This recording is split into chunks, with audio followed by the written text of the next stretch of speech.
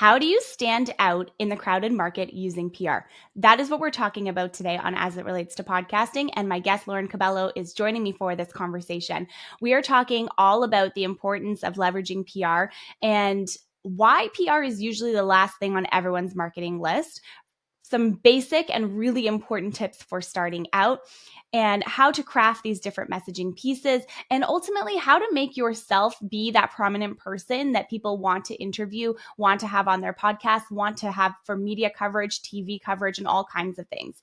So this conversation has so many nuggets of wisdom in it, and Lauren shared some secrets that she never shares ever and hasn't really shared before. So be sure to listen through to the end and share it with a creator that you know needs to hear these messages as well. Before we get into our conversation, let me tell you about Lauren. She is the founder and CEO of Leverage with Media PR, a renowned national TV personality, 3-time best-selling author, and a prominent figure in the world of entrepreneurship and public relations. She's been a regular lifestyle TV personality on national TV shows like The Today Show, Good Morning America, Dr. Oz, Rachel Ray, and many, many, many more over the last decade. So she's got a lot of knowledge to share with us today. Let's get into our conversation without further ado, all about how to stand out in the crowded PR marketplace. And thank you for joining me. Let's get into it. Lauren, welcome back to As It Relates to Podcasting. We are on part 3 of our 4-part series. And last episode, in case you all missed it, she dropped some industry secrets that you probably won't ever hear anywhere else. It was amazing. Welcome back.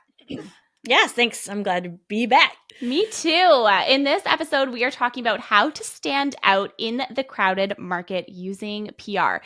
And the reason why I wanted to talk to you about this, Lauren, was because I believe that PR very often can be the last thing on everyone's marketing list, the last strategy that people leverage. And honestly, I think it can also be the first budget that's cut. What do you think? Yeah. So this is what I love is that, I talked about a couple episodes ago how I've been on national television for decades, I've been on television for 15 years, national for 10. And so many people would say to me, like, my gosh, like, how do you get all these things? And like all this stuff. And you look at these people that have been on TV and you look at these people that have built these huge careers and these huge businesses and they want all of that. And then you pull the curtain back and you see they have all that because they've paid for coaches and publicists and team members and marketing staff and podcast editors and people to help them run the show, right? The people that want that, a lot of times they'll be like, oh, I'm not going to pay for that. I'm not going to do that. Oh, yeah. I had a publicist for 7 years. Oh, wow. I paid for a publicist for 7 years. Wow. It worked. And that's how I got all of that stuff. I didn't just become lucky and like, I paid for somebody to be pitching me and helping me grind and come up with these ideas and manage my schedule and like all of this stuff. It's not luck, it's strategy. And the people that rise to the top of this entrepreneurial game are not lucky. They're very strategic. And so I think people need to think of that in their mind when they think of PR. Another thing in the conversation that I absolutely love to have is when people say, TV is dead. I don't even watch TV anymore. Why would I go on TV? And I think this is beautiful, right? A lot of people know who like Alex Earl is, right? We call it the Earl effect on TikTok, right? She's got 6 million TikTok followers. She kind of exploded onto the TikTok scene in a year. And she was on the Today Show. She came out with a podcast a couple months ago. And she went actually on a podcast tour. Instead of a book tour, a lot of people are going on podcast tours now when their podcast comes out. And so she went on a podcast tour and she went on the Today Show. And it was her very first television segment. And this girl's got millions of TikTok followers. And she's like, I'm so nervous because like my whole life I've been watching the Today Show with my grandma and my mom, and I've been watching TV. And like, this is like something I've always wanted. It's like go on TV. And I think that we forget that, right? That like, there's still this allure of like national television. Oh, yeah. But the interesting thing is like my kids don't have that allure of like national television. They don't. Like I've been on national television their whole life. They're like, that's nice, Right. Mom. Thank I you. met like a TikTok follower with 2 million followers at this conference I was at the other week, and you would have thought I met a celebrity. Like, never mind that their mom has been on TV forever. They don't, you know what I mean? Oh, yeah. So we have to keep in mind that PR is evolving and changing. And I think if you're not working with an agency that understands that, you're into the wrong place, right? Mhm. So PR is a couple folds. It includes media, it includes TV, it includes social media, it includes TikTok, it includes podcasts, it includes Instagram, it includes Reels, it includes YouTube, it includes all influencers, it includes everything.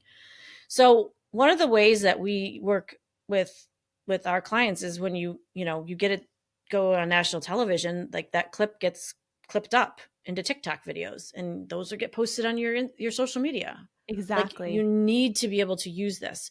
But when you go on television, you not only get their millions of views on, 5 million views on GMA, Mhm. then you also get their 10 million social media followers. So like Mhm.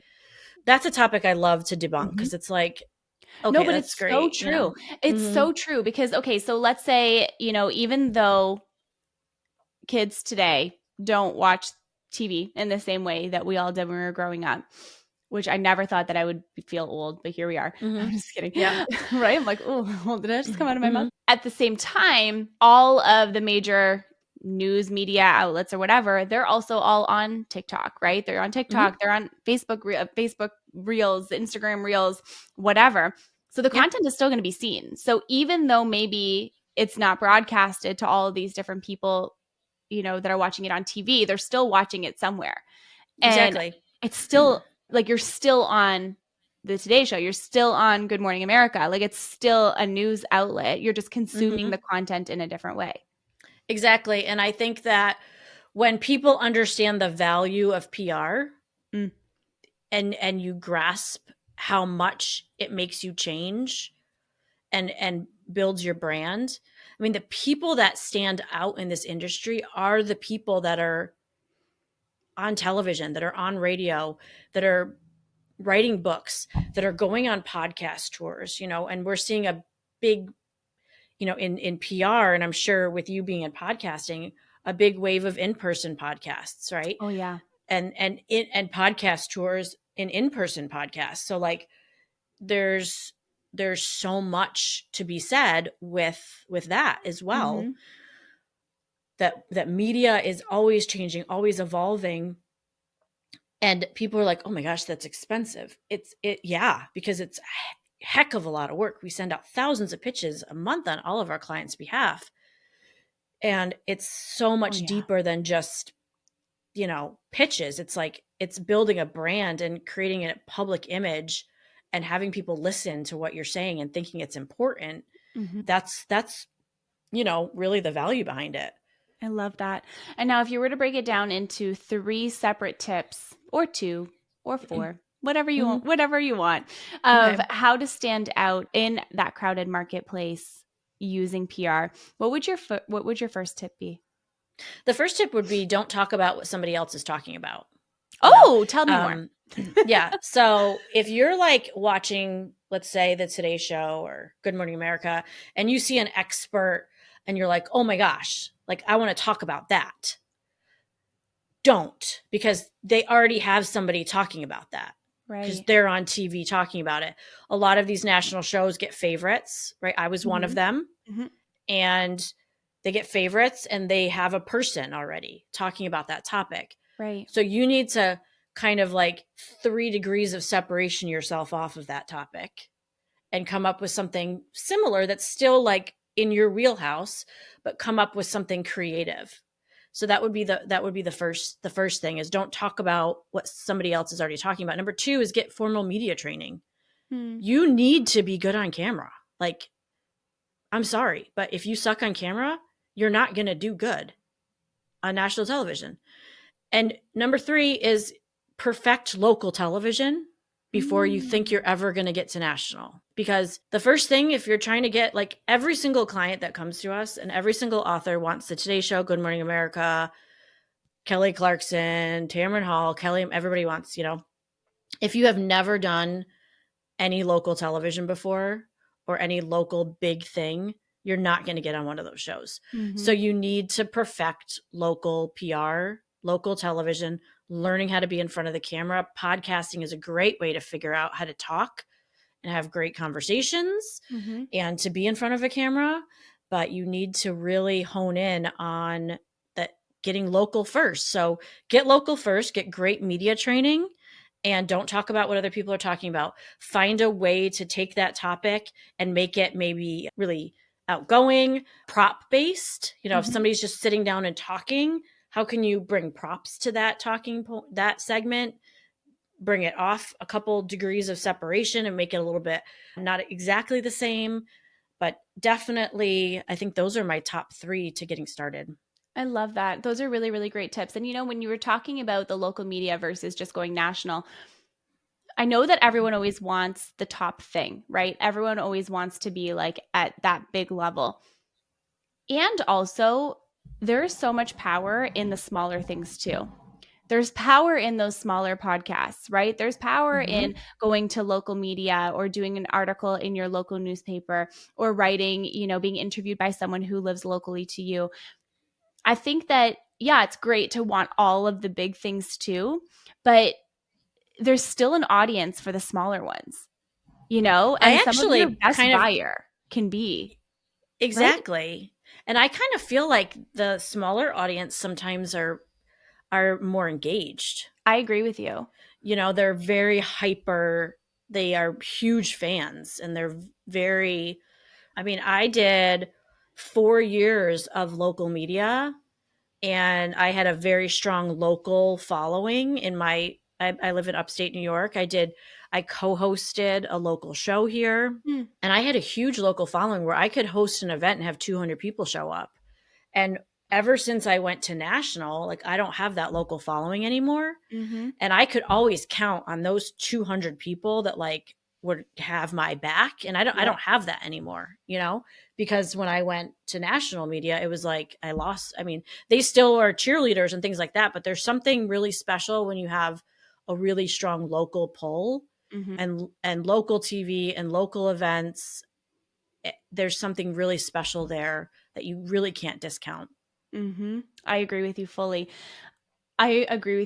Because yeah, there is so much power in that. And I think too, if you think about your book, you think about your podcast, you think about speaking engagements, you think about all the things that you're going to do and how all of these pieces come together, all the things we've been talking about over the last 3 episodes, it's the same thing with social media. You're going to have your super fans, right? You have your people who are the most loyal to you and you recommend something, they're going to buy it. You launch something, they're there, right? And I think that when people go national, I think it's great. I think it's awesome because a lot of people like do really well in that too. And like, it's cool to have that in your title. But I think that what are you going to do from there afterwards? Right. It's great. Good Morning America. Amazing. But then what?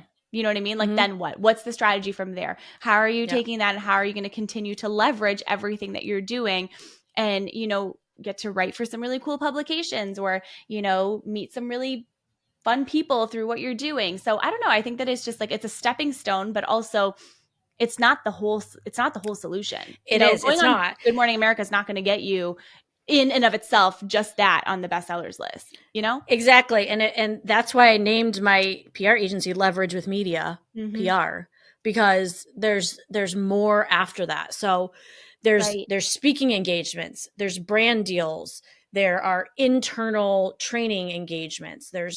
I have been speaking, I've worked for, major, huge publicly traded companies as a spokesperson, thanks to being on television, having best-selling books, speaking careers, writing more books, just brand building, being brought in as a trainer to corporations. TV is not the end deal, but what it is it's a stepping stone to the next strategy, right? So there's gotta be some coaching in that piece, the leveraging piece of how do you use the book and the media and the coaching to get to the next level so that you get to where you want to be. And, all the authors that you see, on Instagram and the top entrepreneurs that you see in the podcasting space that are, killing it, they understand the strategy. They understand that it's a strategy and that you can't do everything at once. I think that that's a myth too, that we do everything all at the same time, unless you have, $1 million a month and you can pay a huge team. Like, we just can't. So just pick one thing a year. Like, this is the year that I'm going to focus on my book. And then once the book is done, then next year I will focus on like the marketing of the book. I will figure out the launch strategy. When do I want it to be done? And then I'll work backwards from that. How am I going to publish it? Am I going to do a hybrid publishing deal? Am I going to do self-published? How am I going to self-publish this? What platforms am I going to use? Am I going to try and get an actual book deal? If that's the case, you need to look for a literary agent. And then once the literary agent, if you sign a book deal, your book probably won't come out for another 3 years. Like, people need to understand that that's a process. If you want your book to come out now, like, self-publish it or work with a hybrid agency where it'll come out, in a year. But everything has costs and everything has ways to work around it. So there's just so many different strategies. It's overwhelming if you don't know what to expect, I guess, at this point. Exactly. And I think too, just going back to what we were talking about in our first episode, more about building that like brand awareness, I think it's really important to remember that, exactly like you said, yes, we can't do all of the things all at the same time. But, I think for this is how I look at it for my own self. Year one, focus on what you're putting out there. What does your social media look like? What does your message look like? What are you talking about? Let's say that's year one. Year two, you figure out what that next step is. Are you going to do a podcast? Are you going to do this? Are you going to do that? Or is it a book? Or is it a speaking engagement? What is it? Like, where are you going from there? And also, I think you can surprise yourself that maybe the intention of your year is not to do all of those things at once, but you could build your brand and be like, you know what, I'm ready to start my podcast. And then you just start it. And then, you're ahead of your year plan. But I think there's foundational things that need to be in place first. Like we were talking about, you can't just go and launch a book and expect it to, do amazing.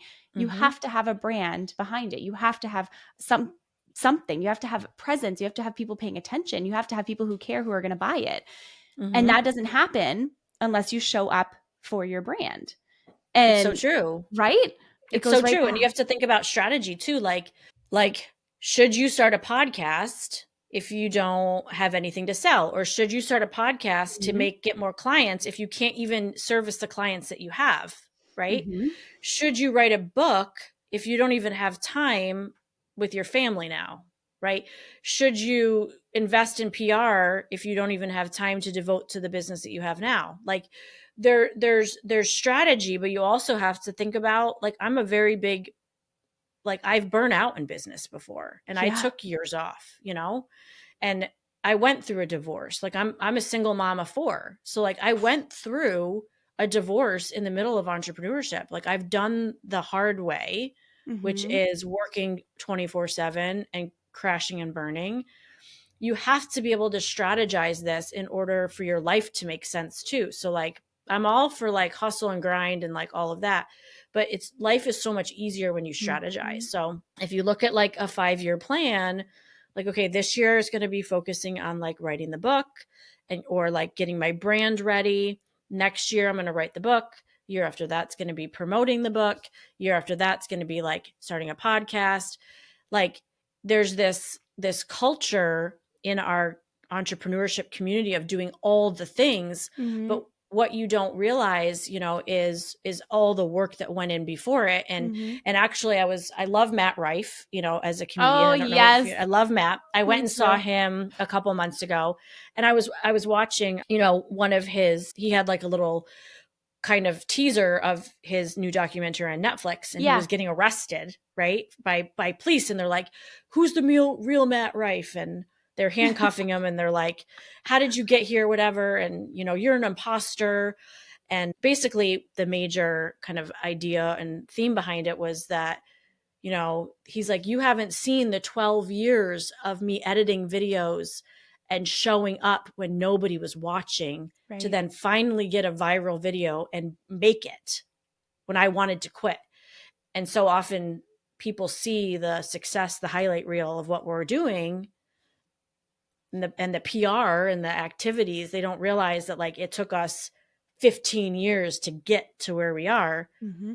So I just want to put that out there that like, I think I totally took us in like a major tangent. No, I'm here for it. I'm here for it. I'm glad you took us there because I think it's really important to remember. And, you know, I think we have this false narrative, especially in the entrepreneurship space, that you have to do the thing right now because that is the thing that is popular. But if it doesn't make sense for you and if it doesn't make sense for your business, do not do it. Don't start a podcast if you don't have the time. You're never going to have the time to produce it. Don't write a book if you can't commit to writing the chapters because you're never going to finish. You know what I mean? Don't hire a publicist if you don't have a clear message and you don't know what you're talking about. You're burning money. You're burning time. And so many times people think that publicists are going to come in and build their brand for this. That's not our job.